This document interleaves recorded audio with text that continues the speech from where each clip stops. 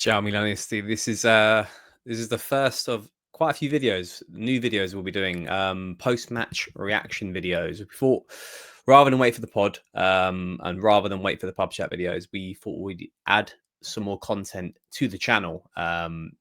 So we're getting right to the heart of some post-match reaction and analysis. Look, just the game that I've just finished watching, and we've all just finished watching, is the convincing win against Lecce in the Coppa Italia.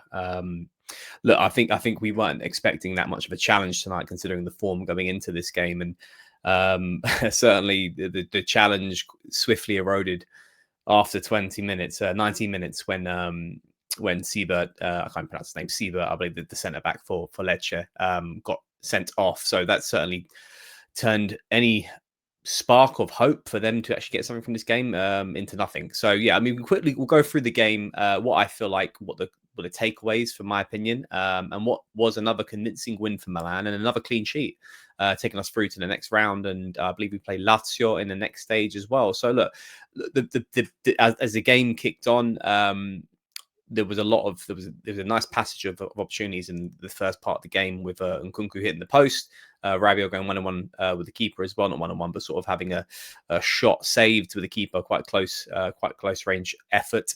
And yeah, it was sort of capitulated in the 90th minute when the Lecce centre back gets sent off for his challenge on Christopher Nkunku, which, look, we were quite divided in the chat on if we feel like this was a red card or not. I personally thought it was, because I felt like it was a last man. You could argue, did he go for the ball? I think it was somewhat clumsy in his effort. But yeah, look, I think Nkunku did quite well to sort of break into that bit of space there, despite being quite tightly marked. And rightfully so, the yellow card was upgraded into a red card. And then, yeah, I mean, regardless of what you think about hopes and dreams of an underdog story, I think, from that point onwards, we knew there was only one winner coming out of this game, and that was going to be Milan. And then after that, literally a minute after that, Santi Jimenez finally gets his first goal of the season.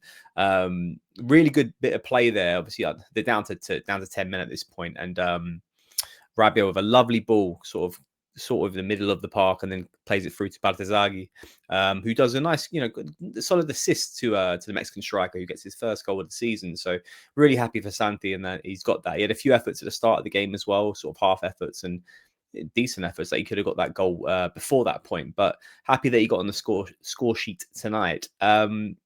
Swiftly after that, Rabiot hits the bar, 29th minute. Pavlovic taking free kicks as well, which I thought was quite weird. But not a bad effort at the same time. I think kind of highlights when missing a free kick taker still, certainly with Modric off the pitch. Went into half-time 1-0 up, and obviously Lecce down to 10 men.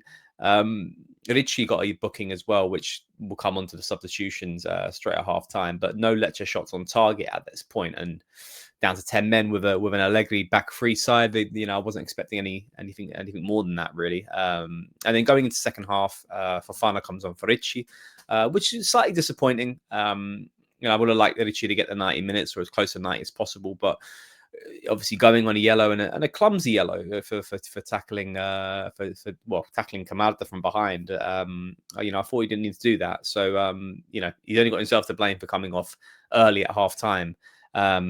And then Fofana did quite well. There's a lot of criticism that we have on Fofana getting minutes over Ricci, but I thought he was exceptionally well, and we'll come on to his assist for the third goal. But it was good interlinking players immediately as he came on, and Ruben Loftus-Cheek hit the post on the 46th minute as well. So, he looked quite fired up as well, who I thought had a very solid game, RLC. And then not too long after that, 50th minute, 2-0 Milan, effectively putting the game to bed, in my opinion. And Nkunku with his first goal for Milan. Fantastic goal. Really good goal. Worked it in from the corner. Salamaker's on his weak foot with a cross. And then Nkunku with this exceptional volley. I thought the technique in itself, it's close-ish to the goal, but I think, from the angle of it and what's required from that technique, incredible finish. Very much the player and what I thought we'd be signing with, that sort of finishing quality that you're going to get in that final third.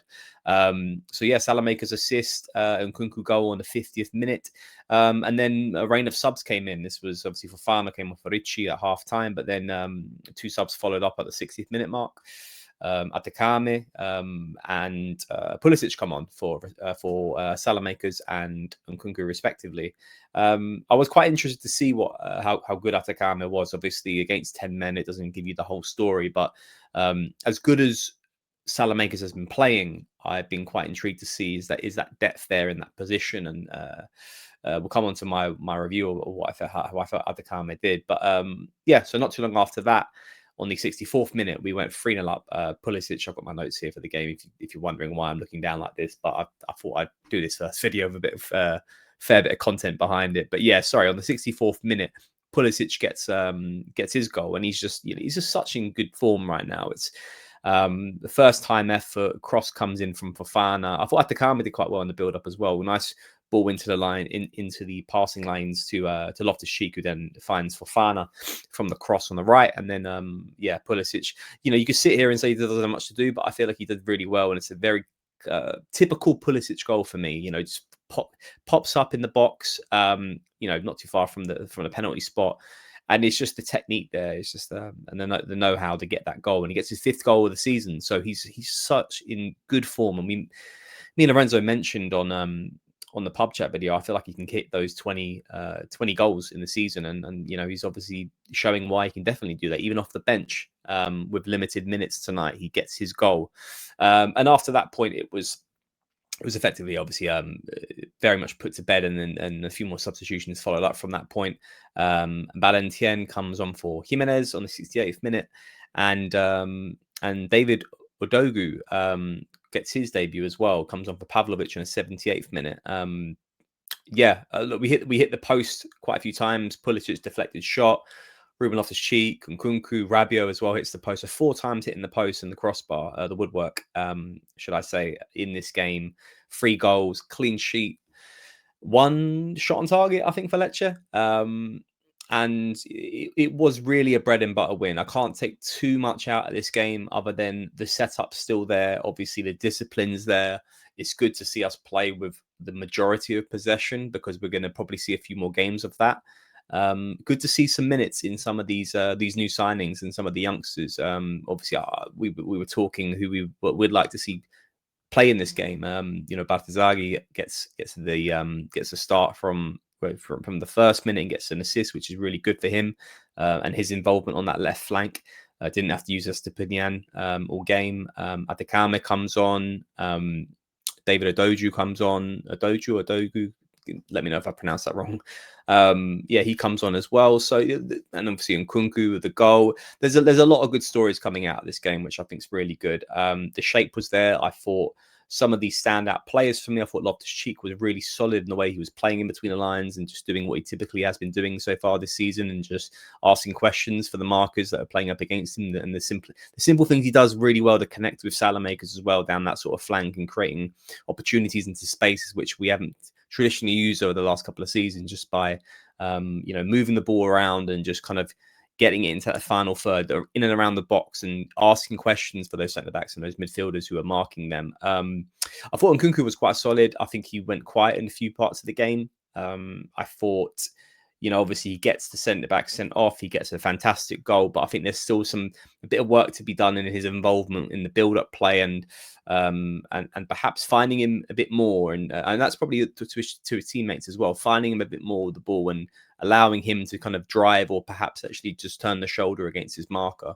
A lot of tonight was, obviously sideways passing, calm, making sure we control the tempo and the possession. I think we probably finished with maybe 70% possession, and rightfully so, being a man up for the majority of the game. But we can definitely get Nkunku involved a lot more. Santi Jimenez, the objective for him was to score tonight. Not much more other than that. I still think he's he's 4th place in the pecking order with forwards, but it's always good to get him that goal whilst Leao can hopefully get himself back into fitness. Salamakers, I think once again, he is so pivotal with the way that we build up and break the lines between midfield and attack. And I was impressed with Atacani when he came on. I just want to see a bit more of him, perhaps in an 11 versus 11 game, to be completely convinced. But Salamakers, and the way he just he doesn't go for the cross. He brings the ball inwards, plays the ball through. I think it was his pass that goes through to Nkunku that gets the centre back sent off. So it's just those, like I mentioned about like who's willing to kind of find the forwards with these bits of possession, and I think he is one of those key players that we have that can break through the lines, and why I called him out for one of the standouts for the season. So some of the better players tonight, everyone played solid. There was no poor performances from defense. Mike had barely anything to do. The midfielders, the wing backs, the forwards obviously all scored between all that came on. It's good to see the youngsters get some minutes. I would say the standout players for me will probably be Salamakers and Loftus-Cheek, despite not having, well, Salamakers obviously getting an assist, but no goal involvement for Loftus-Cheek. But everyone played really well. Really happy to see it. But yeah, that's great result. I think obviously there were some interesting games coming up where this post-match reaction might be a bit more splitting of opinions, and obviously much more important games to come up as well. So I'm hoping you guys like this. It's just a little bit of an immediate reaction to games that we're all kind of quite keen to talk about, whether it be on Twitter or, with our friends on WhatsApp, etc., etc. So yeah, hoping you guys enjoy this. Let me know if if this is something that you're quite keen to see a bit more of, and we'll go from there. So yeah, pleasure as always, guys, to catch up with yourselves, and big game this weekend with Napoli, which me and Lorenzo will be doing a preview video for our pub chat ahead of the game. So we'll catch you then. So until next time, guys, speak soon.